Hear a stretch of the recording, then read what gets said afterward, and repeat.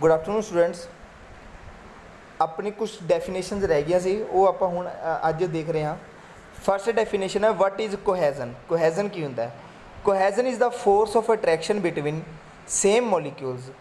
कोई भी दो सेम मॉलिक्यूल सपोज करो कोई भी सेम एटम है, सपोज करो वाटर है, वो दो मॉलिक्यूल्स आपस ਦੇ ਵਿੱਚ फोर्स ऑफ अट्रैक्शन ਬਣਾਉਣ ਉਸਨੂੰ ਕੀ ਬੋਲਦੇ ਆ? ਕੋहेजन।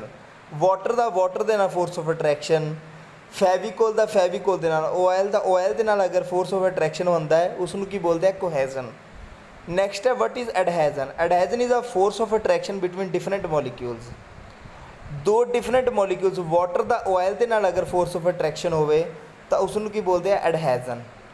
नैक्सट है कैपिलरिटी। कैपिलरिटी की होंदा है? It may be defined as the rise और fall of a liquid when gas tube is immersed vertically in the tube in the liquid। ਆਪਾਂ ਕੈਮਿਸਟਰੀ ਲੈਬ 'ਚ ਦੇਖਿਆ ਹੋ ਇੱਕ ਟਿਊਬ ਹੁੰਦੀ ਹੈ ਜਿਸਨੂੰ ਕੈਪਿਲਰੀ ਟਿਊਬ ਬੋਲਦੇ ਆ। ਉਹ ਦੋ ਤਰ੍ਹਾਂ ਦੀ ਹੁੰਦੀ ਹੈ। ਇੱਕ ਤਾਂ ਦੋਨੇ ਐਂਡਸ ਓਪਨ ਹੁੰਦੇ ਆ, ਇਹ ਦੂਸਰੀ ਦੇ ਵਿੱਚ ਇੱਕ ਐਂਡ ਓਪਨ ਹੁੰਦਾ ਹੈ, ਇੱਕ ਐਂਡ ਕਲੋਜ਼ ਹੁੰਦਾ ਹੈ। ਅਗਰ ਉਸ ਨੂੰ ਆਪਾਂ ਗਲਾਸ ਟਿਊਬ ਨੂੰ ਆਪਾਂ ਲਿਕੁਇਡ ਦੇ ਵਿੱਚ ਇਮਰਸ ਕਰਾਂਗੇ वर्टिकली ਤਾਂ ਉਸ ਦੇ ਵਿੱਚ ਲਿਕੁਇਡ ਫਾਲ ਕਰੂਗਾ ਜਾਂ ਰਾਈਜ਼ ਕਰੂਗਾ। इस चीज़ ਨੂੰ ਕੀ ਬੋਲਦੇ ਆ? कैपिलरिटी। Sorry students. अगे गया water vapour pressure. Vapour pressure की होंदा है? Is defined as pressure formed by the vapour of liquid over the surface of the liquid. कोई भी लिक्विड के सरफेस ते वेपर्स प्रैशर क्रिएट करते हैं उसनू बोलते हैं वेपर प्रैशरस। सपोज करो अपना एक लिक्विड का सरफेस है, किसी बीकर दे विच आपां ने लिक्विड ले लिया, उसनू आपां ने की कीता? हीट किया। हीट करन दे नाल की होगा? मॉलीक्यूल्स दे विच फोर्स ऑफ अट्रैक्शन वधू, मॉलीक्यूल्स एक्साइटेड स्टेज ते जाणगे तो उहदे नाल की होगा? वो वेपर्स बन जाणगे। वेपर्स बन के हवा च उड्डण की कोशिश करनगे, मतलब हवा च जाण की कोशिश करनगे in the form of vapours. अगर हवा च जाण की कोशिश करनगे प्रैशर क्रिएट करनगे भी असीं उपर चलीए तो वो प्रैशर नूं बोलते हैं वेपर प्रैशर। मतलब कि वो प्रैशर जो वेपर्स लगाते हैं, वेपर्स लगाते हैं लिक्विड ऑफ द सरफेस तो उसनूं बोलते हैं वेपर प्रैशर। नैक्सट आ गया कंप्रैसिबिलिटी। कंप्रैसिबिलिटी की होंदा है? Is measured of the relative volume change of the flow as the response to the pressure change. Suppose करो आप किसी बीकर दे विच आपां ने वाटर ऐड किया, उस ते आपां ने प्रैशर लगाया। प्रैशर लगाउण दे नाल की है? वाटर बीकर का जो हाइट है उसकी हाइट दे विच फर्क पेगा, उसकी हाइट डाउन चली जाएगी। उस हाइट वॉल्यूम चेंज होने की कहते हैं कंप्रैसिबिलिटी। हाँ जी। नैक्सट टॉपिक है व्हाट इज़ प्रैशर। प्रैशर की होंदा है?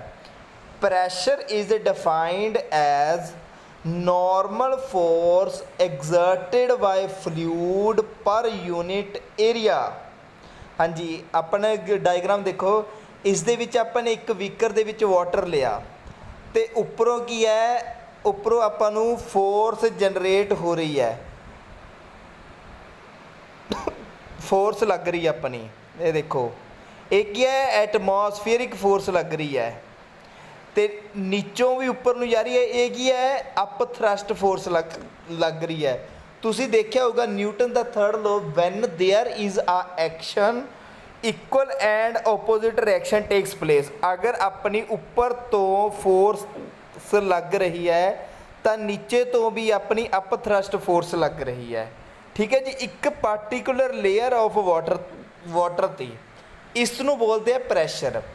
कोई भी नॉर्मल फोर्स किसी एरिया ते पार्टिकुलर एरिया ते लगना उसनूं की बोलते हैं pressure. Pressure is a force exerted by fluid per unit area. हाँ जी। Pressure is equal to force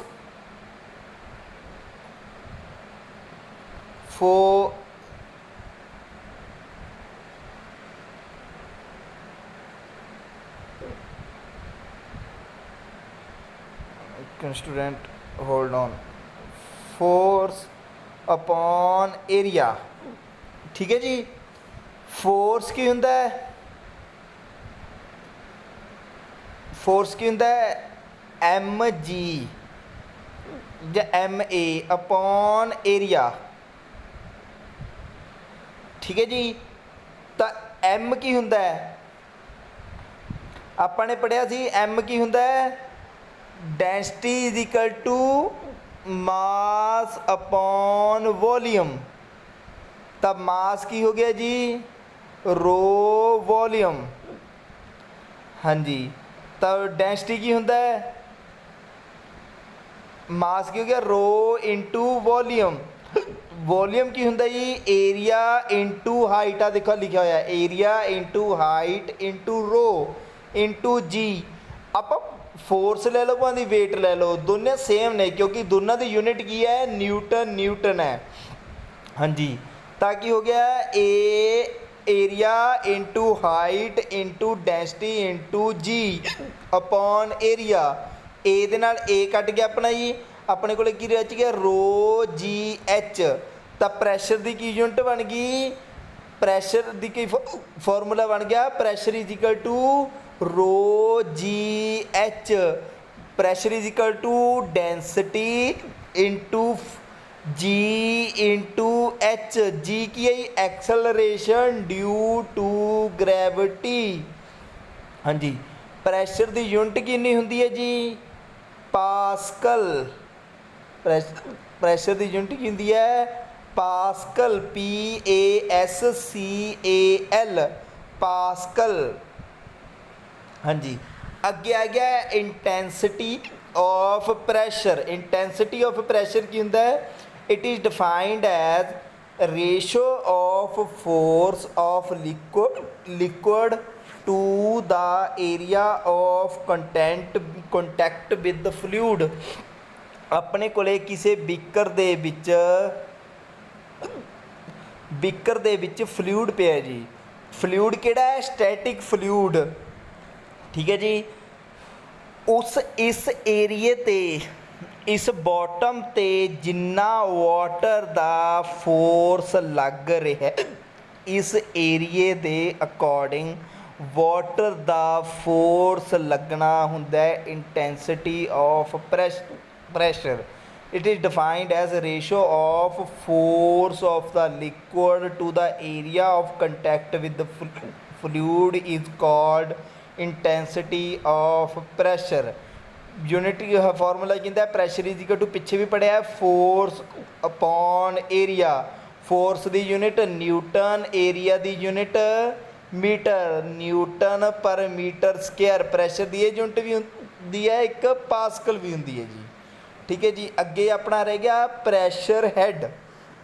pressure head what is pressure head from hydrostatic laws the intensity of pressure exerted by a liquid at rest is directly proportional to weight density। हाँ जी। कोई beaker दे विच अपने को liquid पिया है जिस liquid की height H है, ये सरफेस है।